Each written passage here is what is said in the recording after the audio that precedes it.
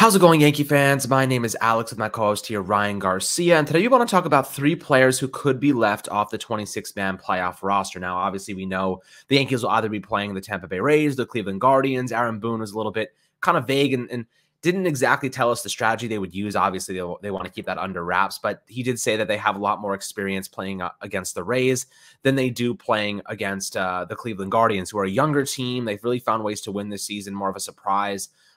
Specifically, the quote he said was, obviously, Tampa we know really well, and they know us well. Cleveland has been one of the really good stories this year as far as to see their young roster come of age and really dominate the Central down the stretch. They always pitch well. They've got an elite closer at the back end, good starting pitching. It's a team that that's really adept to putting the ball in play. They're athletic. They do a lot of things differently. So, this is definitely a series that would be predicated on a strategy that would adhere to either club. There are a couple guys that we want to discuss who may or may not make the roster, who would take their spot, obviously, how they would supplement them not being involved entirely. But Ryan, before we dive into the first guy here, how you doing today, my friend?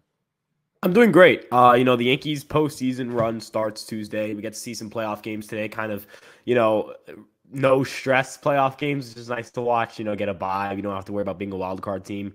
First time we haven't had to deal with that since 2019, pre-pandemic. It feels like forever. Get to sit back and kind of wait on our opponent. With the Yankees roster, it gives them time to get a little healthy. I think if they had to play a wild card game, if they're playing a game, today, tomorrow, and potentially Sunday, you wouldn't see a lot of guys that you would hope to have back. You maybe wouldn't see a Matt Carpenter. You maybe won't get a Wandy Peralta back in time. There are a lot of advantages to having some time off and getting healthy. I know people are going to say this team isn't going to get its reps over the next few days, but I would say that that is countered by the fact that you don't have a chance of getting eliminated before the ALDS, and you get a chance to get healthy. So I think this is good for the team overall. Yeah, obviously. Yeah. We discussed yesterday, Carpenter's return, and Aaron Boone actually said yesterday he will be on the playoff roster for the ALDS, which is a huge sign of progress for him. He's been taking live at bats down in Somerset with the AA. So, that's definitely a good sign for his recovery and the impact he might be able to make. We discussed different ways he could be impactful, whether it be with runners in scoring position. He's been tremendous this season, over 47 games, or against right-handed pitching. Actually, a smaller sample size, but he's actually hit better against left-handed pitching, which is really weird. Again, the sample size is about a third of what it would be for the right-handed pitchers, but definitely interesting to see that Matt Carpenter has dominated from pitchers at both sides of the mound. And now kind of we're looking at a pitcher here that the Yankees could decide, maybe we don't want to keep him on the roster. That's obviously Aroldis Chapman. We've talked about him kind of routinely at this point because he's been kind of this guy. He's kind of been in purgatory right now. Nobody knows if he's going to end up in the roster or off the roster. And right now I'd say he's too polarizing to really rely on. Some people might disagree. If you look at his numbers, 4.46 ERA, 4.77 xFIP, his strikeouts are down almost 5 per 9 from last year, 15.50 to 10.65 this year. He's given up fewer homers comparably, but his left on base rate is down about 10%. His fastball velocity is down about a mile per hour. His ground ball rate's about 7% down. Everything, basically all of his metrics are down. That could be attributed to the Achilles injury or getting a tattoo midseason, get the leg infection. A lot of different variables that might play a part in his regression. Obviously, maybe spider tack played a big one. Father time, consequences of just getting older. There's so many different things that are kind of hurting Aroldis Chapman at this point in time. And finishing off the season in October, giving up 2 earned runs over his last 2 appearances definitely does not suggest that we can rely on him in a high leverage situation, even if it's low leverage. The thing is, you could say, okay, we'll bring him in when the Yankees are winning games, they're winning, or, they have a sizable lead. I just don't even trust him then.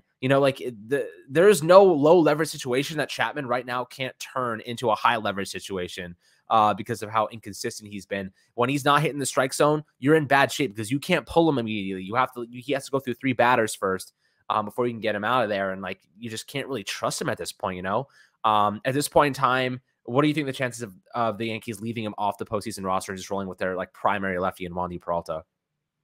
Well, the way I see it is if the Yankees want to have a competitive bullpen, if they would like their team to roster, competitive guys you can use even in low leverage, Aroldis Chapman cannot be one of those guys. I think you could make a very good argument. It should be Albert Abreu as the last guy. You have Jameson Taillon, who I know, is someone that has had his ups and downs, but I can tell you that as a guy who is going to be maybe a 1 or 2 inning option, perhaps, and only face the order one time through, I think Taillon is a lot more valuable than Chapman is.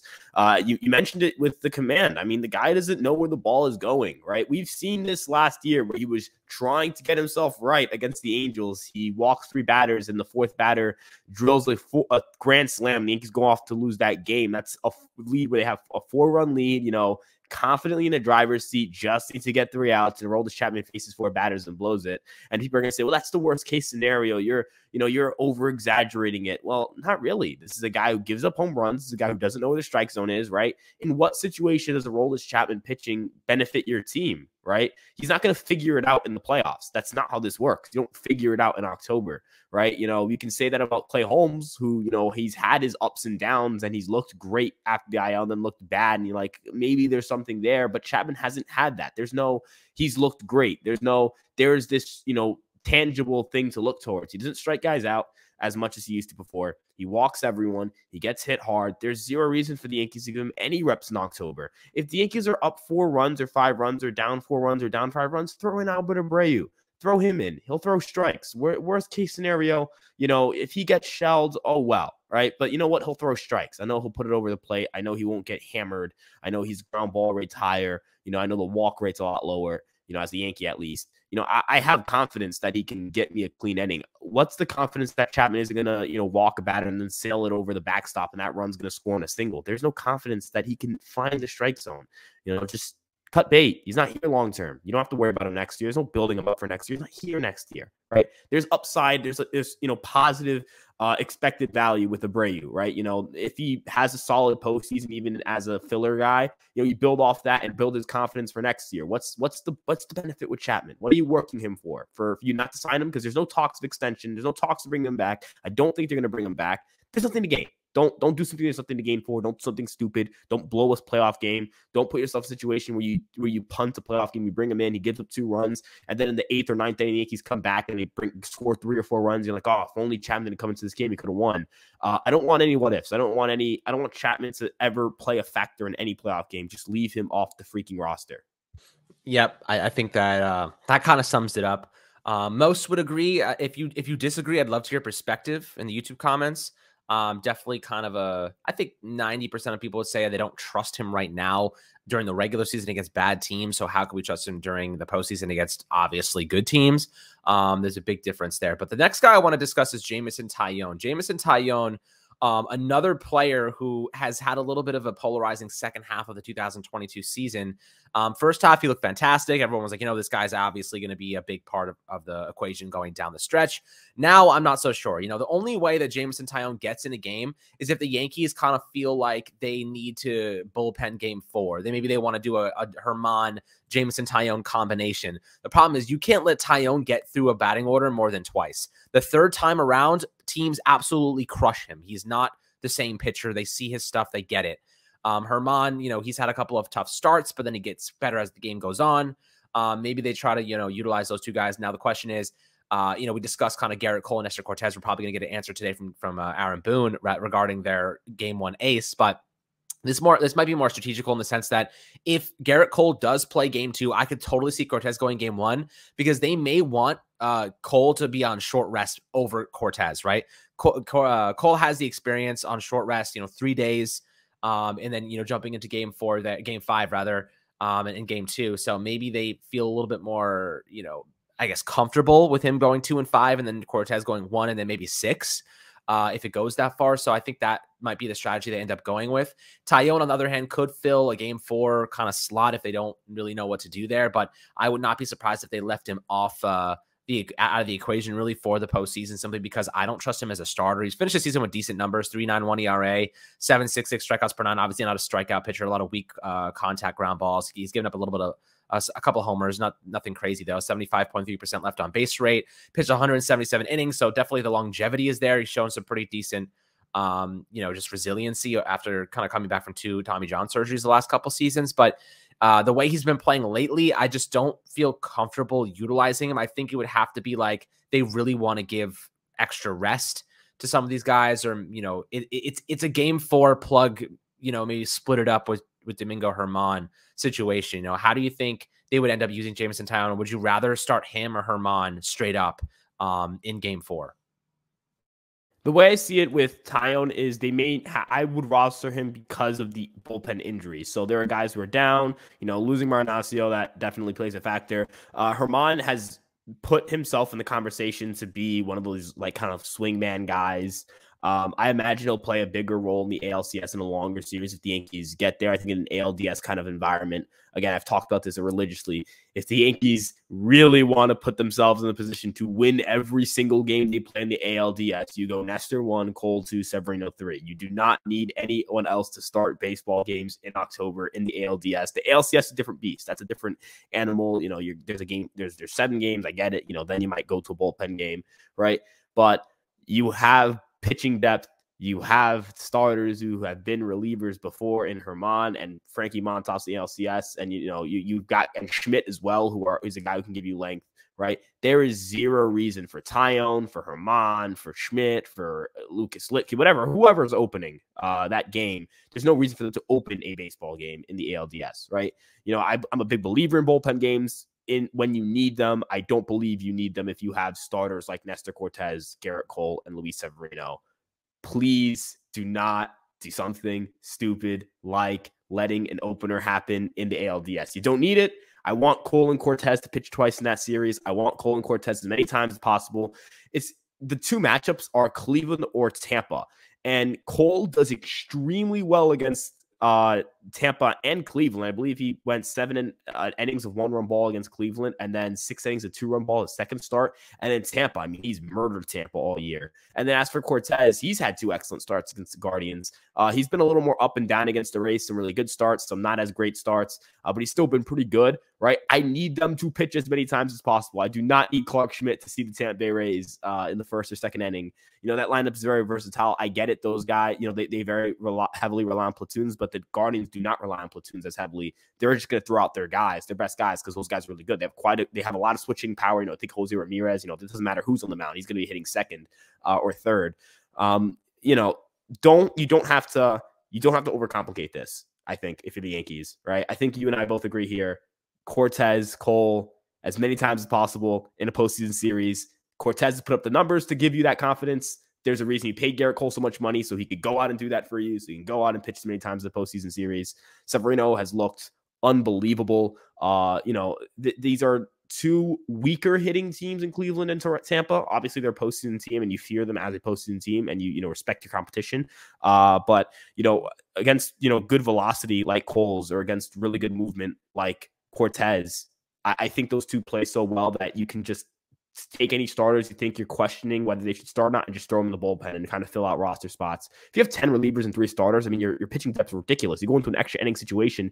You mentioned with Domingo Germán, it's the 9th inning, right? And it's a 2-2 game. You could throw in Germán for 3 or 4 innings and not have to worry about it. He pitched pretty well in the regular season, and the other team's going to be throwing out relievers left and right. And even if you lose that game, the next day you have your whole bullpen ready. They don't. You're going to have a major advantage. So use your pitching depth as your strength and use your starters, because you have 3 really good ones, as your strength.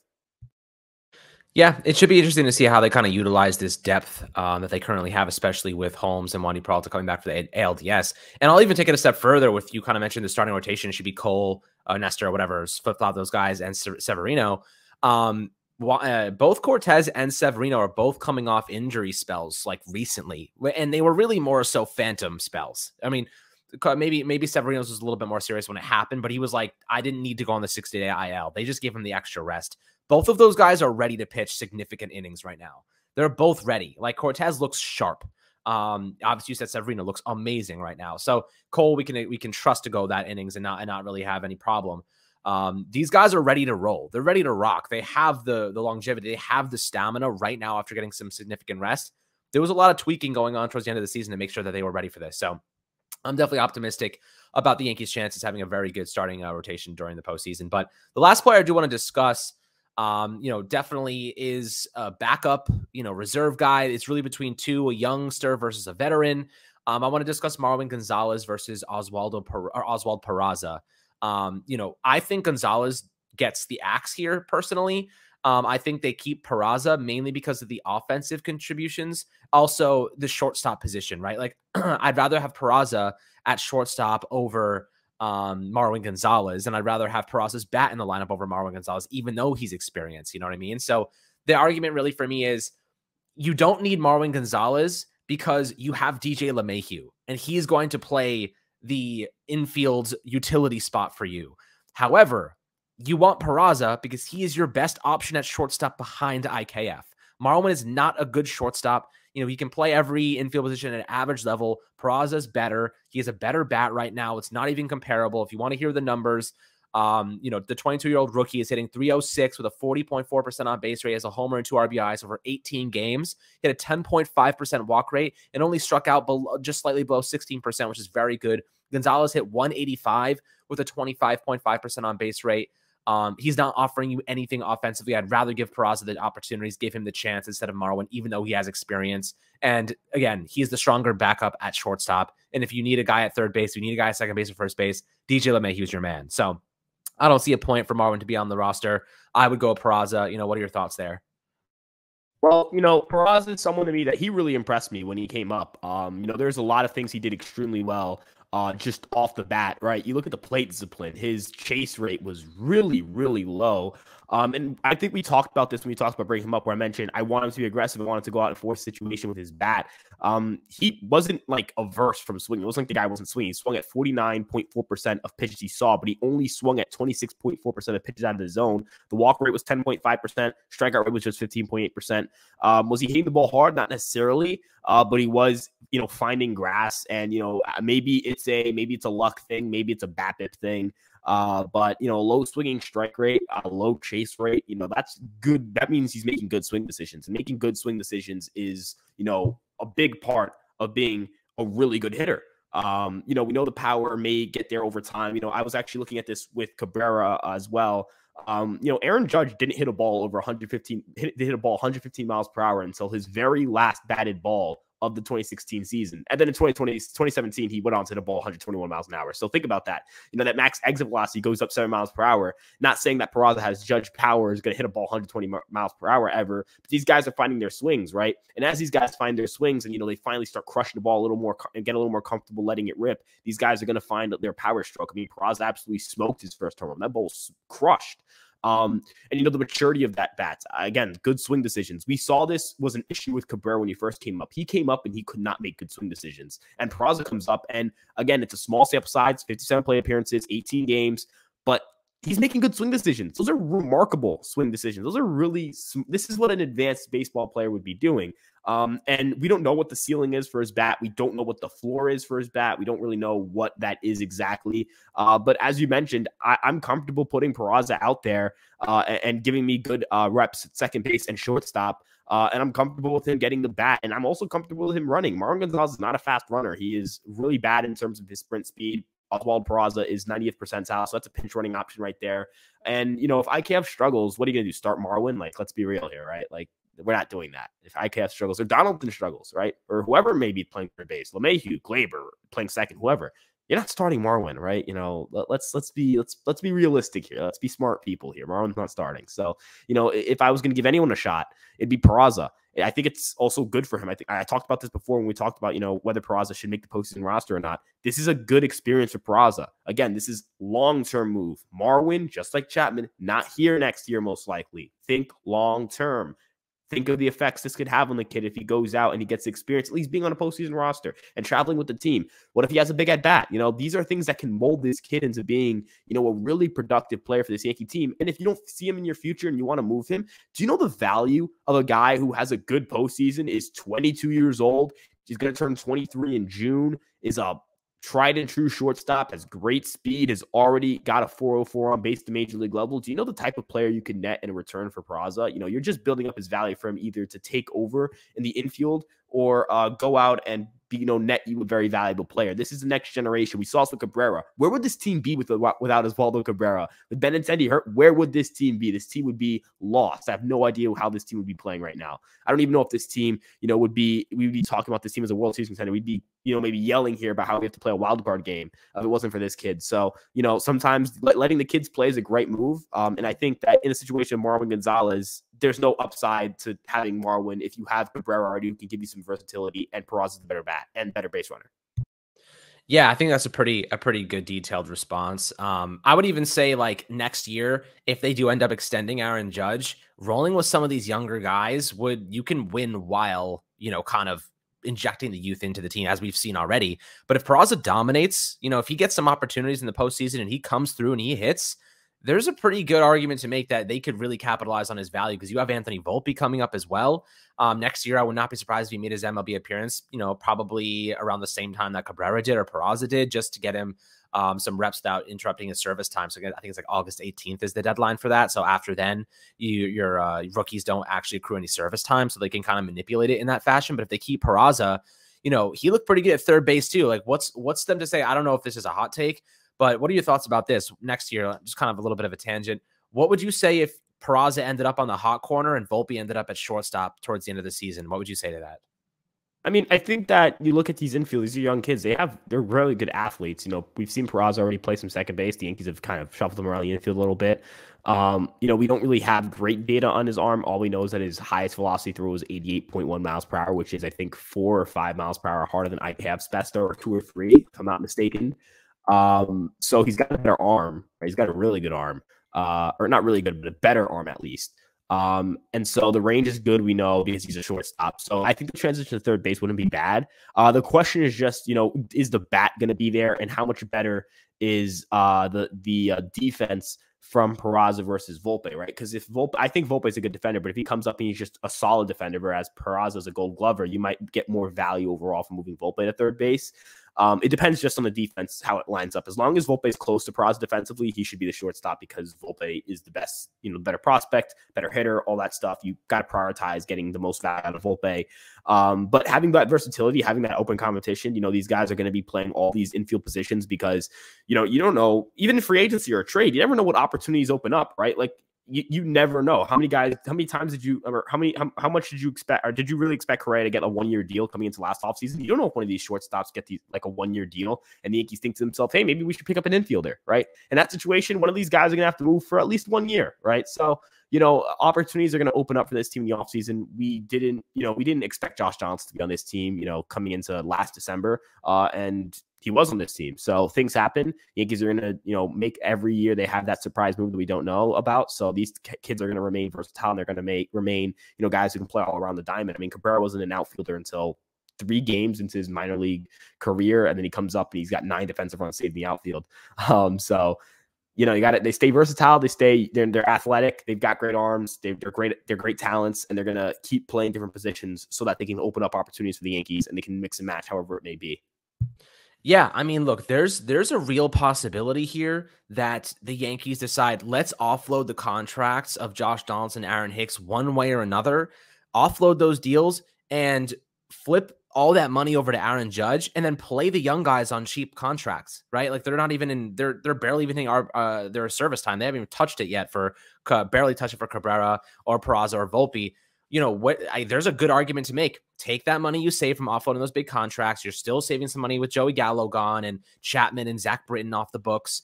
You get rid of some of those big deals, flip that money over to Aaron Judge, and suddenly your infield is composed of Volpe, Peraza, and you've still got Cabrera in the outfield. And you still have Gleyber Torres under contract until 2026. And you still have IKF as well. There's a lot you can do. DJ LeMahieu, you still have him under contract. There's a lot the Yankees can do here. And if they don't pay Aaron Judge, it's because they just don't want to keep him. They can afford it. They can afford to pay Aaron Judge. They can do so many freaking things to open up money to allocate the extra $4 million a year that it's going to take to get him. They offered him 31.5. There's no way in hell you're going to convince me that adding on another $4 or $5 million is going to break the bank for them. That they're not going to be able to handle it. They can handle it. Don't question that. I'm curious to see exactly how much he demands after a historic season. It's going to go down as one of the best of all time. But the Yankees can do it if they want to. They have the youth. They have the talent and the cheap talent to smooth over, compete while paying Aaron Judge on a big contract. So I'm curious to see what they do there. But guys, we'll love your perspectives below on Chapman, Jameson Taillon, Marwin Gonzalez, Peraza, who you choose there. Definitely an interesting debate to have as always. Hope you guys enjoyed the beautiful weather in New York today on Friday. Have a nice drink on the Fireside Yankees guys here. I really appreciate all the love and support as always. Always appreciate your perspectives and comments below in the YouTube section. Really means a lot to us. As always, make sure to like, subscribe, and we'll catch you guys on the next Fireside Yankees episode.